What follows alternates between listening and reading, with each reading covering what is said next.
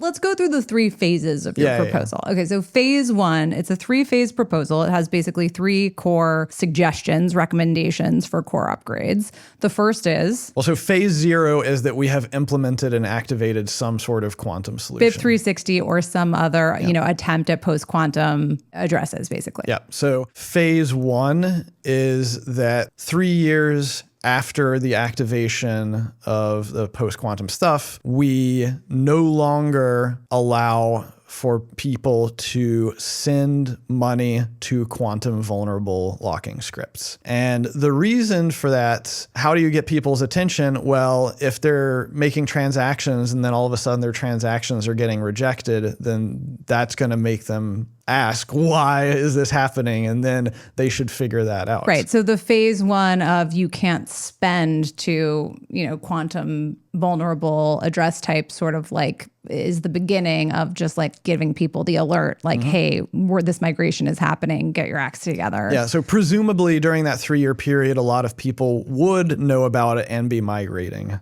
already. Right. Makes sense. Because obviously we're all going to be getting the word out that this migration is occurring. Then the phase after that is 2 years after we start rejecting transactions to vulnerable locking scripts, is that we start rejecting all transactions that spend from quantum vulnerable locking scripts. And but then there's a solve for everyone who's kind of like freaking out about that possibility of like, oh my gosh, folks are going to lose their Bitcoin, your property rights are going to be infringed upon, et cetera, et cetera.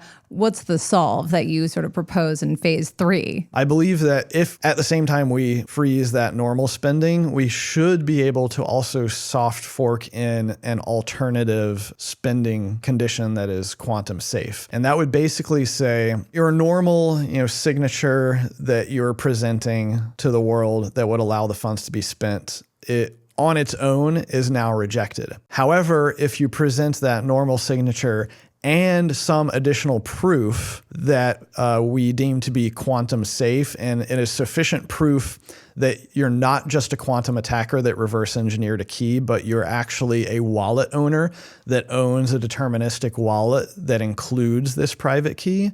Now we have sufficient cryptographic evidence that you are the true original owner and not a quantum attacker.